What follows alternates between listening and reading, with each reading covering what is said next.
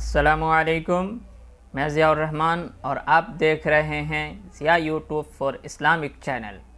امید کرتا ہوں آپ بخیر و عافیت ہوں گے۔ تو جیسا کہ ہم آپ کے لیے سوالات و جوابات کی روشنی میں سیرت متعلق قرآن شریف، احادیث شریف، اصحاب کرام اور سیرت صحابیات سے متعلق سوالات و جوابات کا سلسلہ لے کر کے برابر آ رہے ہیں۔ کچھ دن سے ہم نہیں لائے تھے، کچھ وجہ تھی، کچھ ریزن تھے جس کی وجہ سے، تو پھر ہم آج آپ کے سامنے حاضر ہوئے ہیں۔ امید کرتے ہیں آپ کو یہ بھی اچھا لگے گا اور آپ اس سے سن کر کے محظوظ ہوں گے اور مستفیض ہوں گے، خود کے اندر بھی امپروو کریں گے اور بطور خاص آپ اپنے پیارے ننھے بچوں کو سکھائیں گے دینی تعلیمات کو۔ تو بغیر کسی تاخیر کے شروع کرتے ہیں آج کا یہ ویڈیو۔ تو آج کے اس ویڈیو کا سب سے پہلا سوال ہے، ہمارے پیارے نبی صلی اللہ علیہ وسلم کے دادا کا نام کیا ہے؟ جواب ہے حضرت عبد المطلب۔ سوال نمبر 2 ہے کہ آپ کے دادی کا نام کیا ہے؟ جواب ہے فاطمہ بنت عمر مخزومیہ۔ سوال نمبر 3 ہے، ہمارے نبی یعنی آپ صلی اللہ علیہ وسلم کے جد امجد کا نام کیا ہے؟ جواب ہے حضرت اسماعیل بن حضرت ابراہیم علیہ السلام۔ سوال نمبر 4 ہے، آپ کے نانا کا نام کیا ہے؟ جواب ہے آپ کے نانا کا نام حضرت وہب ہے۔ سوال نمبر 5 ہے، آپ کی نانی کا نام کیا ہے؟ جواب ہے برہ بنت عبد العزیٰ۔ سوال نمبر 6 ہے، آپ کی رضاعی ماں کا نام کیا ہے؟ جواب ہے حضرت حلیمہ سعدیہ رضی اللہ عنہا۔ ایک چیز کلیئر کر دوں، رضاعی ماں کسے کہتے ہیں؟ سب سے پہلے بچہ پیدا ہوتا ہے تو وہ اپنی ماں کا دودھ پیتا ہے۔ اپنے ہندوستانی رواج میں یا بر صغیر کے رواج میں یہ کم چلن ہے، لیکن عرب میں یہ رواج تھا، یہ دستور تھا۔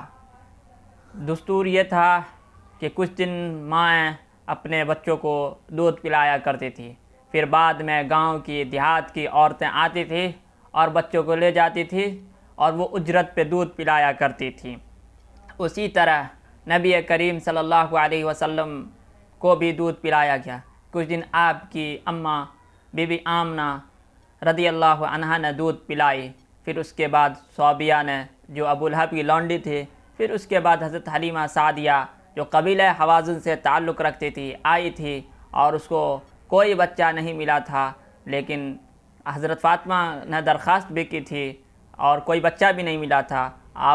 حضرت حلیمہ نے آپ کو لے کر گئی اور قریب 2 سال تک دودھ پلائی تھی، پھر بیچ میں لے کر کے آئی 2 سال کے بعد، پھر اس وقت وبا کا ماحول تھا مکہ میں، تو پھر آپ کو حضرت آمنہ نے حضرت صلی اللہ علیہ وسلم کو حضرت حلیمہ کے حوالے کر دیا، کہا کچھ دن کے بعد لے کر کے آنا۔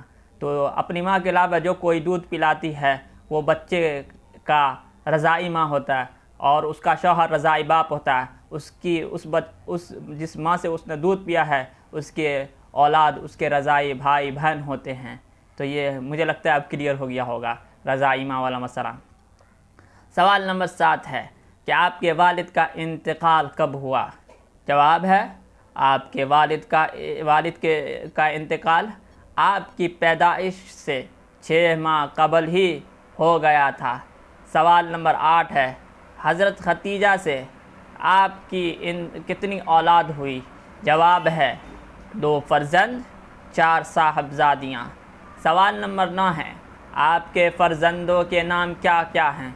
جواب ہے آپ کے فرزندوں کے نام قاسم، عبداللہ اور ابراہیم ہے۔ سوال نمبر 10 ہے، آپ کی صاحبزادیوں کے نام کیا ہے؟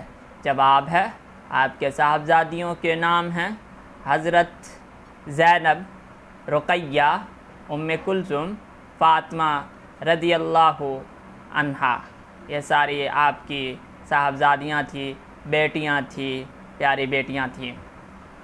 سوال نمبر 11 ہے، آپ کے منہ بولے بیٹے کا نام کیا ہے؟ جواب ہے حضرت زید بن حارثہ رضی اللہ عنہ۔ سوال نمبر 12 ہے، نبی کریم صلی اللہ علیہ وسلم لوگوں کو کس چیز کی دعوت دیتے تھے یا دیا کرتے تھے؟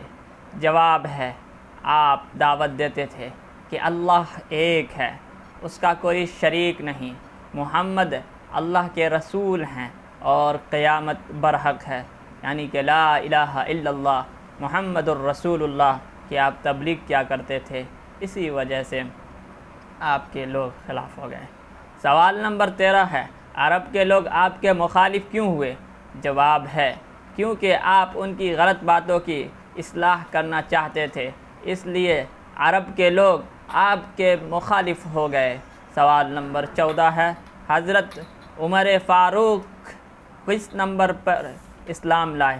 جواب ہے حضرت عمر فاروق 40ویں نمبر پر ایمان لائے۔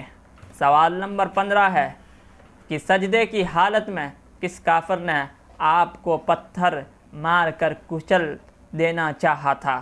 جواب ہے ابو جہل، بدبخت ابو جہل، اس کا حشر بہت برا ہوا۔ سوال نمبر 16 ہے کہ ہجرت کس ملک کی طرف ہوئی؟ پہلی ہجرت کس ملک کی طرف ہوئی؟ جواب ہے ملک حبشہ کی طرف، نبوت کے 5ویں سال میں۔ سوال نمبر 17 ہے، مکہ والوں نے کتنے سال مسلمانوں کا بائیکاٹ کیا، قطع تعلق کیا؟ جواب ہے 3 سال تک۔ سوال نمبر 18 ہے کہ ابو طالب اور حضرت خدیجہ کی وفات کب ہوئی؟ جواب ہے نبوت کے 10ویں سال، نبوت کے 10ویں سال۔ سوال نمبر 19 ہے، معراج کا واقعہ کس سال پیش آیا؟ جواب ہے نبوت کے 10ویں سال۔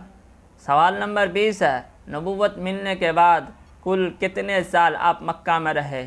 جواب ہے 13 سال۔ نبوت 40 کی عمر میں ملے تھے، اس کے بعد 13 سال اور آپ مکہ میں تشریف فرما رہے، اس کے بعد ہجرت آپ نے فرمائی تھی۔ سوال نمبر 21 ہے، مدینہ منورہ کی جانب ہجرت کے وقت آپ کے ساتھ کون تھے؟ جواب ہے حضرت صدیق رضی اللہ تعالی عنہ۔ سوال نمبر 22 ہے، آپ غار ثور میں کتنے دن ٹھہرے تھے؟ جواب ہے 3 دن۔ سوال نمبر 23 ہے، اسلامی تاریخ کی بنیاد کس دن ٹھہری، کس واقعے پر رکھی گئی تھی؟ جواب ہے اسلامی تاریخ کی بنیاد ہجرت کے واقعے پر رکھی گئی تھی۔ سوال نمبر 24 ہے، بیت المقدس کتنا عرصہ مسلمانوں کا قبلہ رہا؟ جواب ہے 16 یا 17 ماہ۔ سوال نمبر 25 ہے، قبلہ کس سال تبدیل ہوا؟ جواب ہے 2 ہجری میں۔ سوال نمبر 26 ہے، روزے، زکوٰۃ اور فطرہ کس سال واجب ہوئے؟ جواب ہے 2 ہجری میں۔ سوال نمبر 27 ہے، غزوات کی تعداد کتنی ہے؟ جواب ہے 23۔ سوال نمبر 28 ہے، سرایہ کی تعداد کتنی ہے؟ 43، 43 ہے۔ سوال نمبر 29 ہے، عرب قبائل کس سال کثرت سے اسلام میں داخل ہوئے؟ جواب ہے 9 ہجری میں۔ سوال نمبر 30 ہے، اسلام میں حج کے لیے امیر کون ہوئے؟ سب سے پہلے امیر کس کو بنایا گیا تھا؟ تو جواب ہے حضرت ابو بکر صدیق رضی اللہ تعالی عنہ۔ Thank you for watching this video. اگر آپ کو کچھ فرمائش ہے آپ کی تو آپ برائے مہربانی ضرور کمنٹ کیجئے، کمنٹ باکس میں ہمیں اطلاع فرمائیے، ہم آپ کے اکارڈنگ ویڈیو بنانے کی کوشش کریں گے اور لانے کی کوشش کریں گے۔ ابھی کچھ وجوہات ہے جس کی وجہ سے ہم کہانی کی صورت میں اسے ہم نہیں کر پا رہے ہیں، تو انشاءاللہ ہم جلد ہی آپ کے لیے ایک ایسا ویڈیو لے کر کے آئیں گے جس میں نبی کریم صلی اللہ علیہ وسلم کی پوری مکمل سیرت حیات کو، سیرت طیبہ کو آپ کو ہم پڑھ کر کے سنائیں گے۔ کیونکہ بہت کم ایسے لوگ ہیں جن کو پڑھنا نصیب ہوتا ہے۔ ہم لوگ پیدا ہوتے ہیں، اس دنیا میں آتے ہیں اور اس دنیا سے چلے جاتے ہیں، لیکن ہم چند باتوں کے علاوہ کچھ بھی نہیں جانتے۔ لیکن آج کل سوشل میڈیا کا دور ہے، اس دور میں اگر ہم کم سے کم سن ہی لیں اپنے نبی کے بارے میں تو ہمارا ایمان تر و تازہ ہو جائے گا۔ اپنے نبی سے جو دوری ہو چکی ہے اس میں قربت پیدا ہوگی اور محبت اور ہماری دوگنی اور تیگنی ہو جائے گی، اور ہمارے لیے ہمارے دل میں جو ایک دور کا گوشہ پیدا ہوتا جا رہا ہے دین اسلام سے، اپنے نبی کی زندگی سے، اس سے ہم قریب ہو جائیں گے۔ کسی چیز کو ہم جانتے ہیں تبھی تو اس کے بارے میں ہم بات کر پائیں گے۔ اس لیے ہماری یہ کوشش ہے کہ دنیا میں بہت ساری چیزیں ابھی چل رہی ہیں، اس سب سے اجتناب کرتے ہوئے، ان سب کو اوائڈ کرتے ہوئے ایسی چیزیں لائیں جو ہمارے لیے اور ہمارے بچوں کے لیے، ان کے لیے مستقبل میں وہ کار خیر ثابت ہو۔ اس لیے ہم ایسی ویڈیو بناتے ہیں۔ تو شکریہ دیکھنے کے لیے، آپ لوگ ہمیں بہت اپریشیٹ کرتے ہیں۔ آپ لوگ ہمارے لیے بس دعا کیجئے، ہم بھی آپ کے لیے دعا گو ہیں۔ آپ لوگ نماز پڑھیے اور اپنے پڑوسی کا خیال رکھیے۔ فقط والسلام۔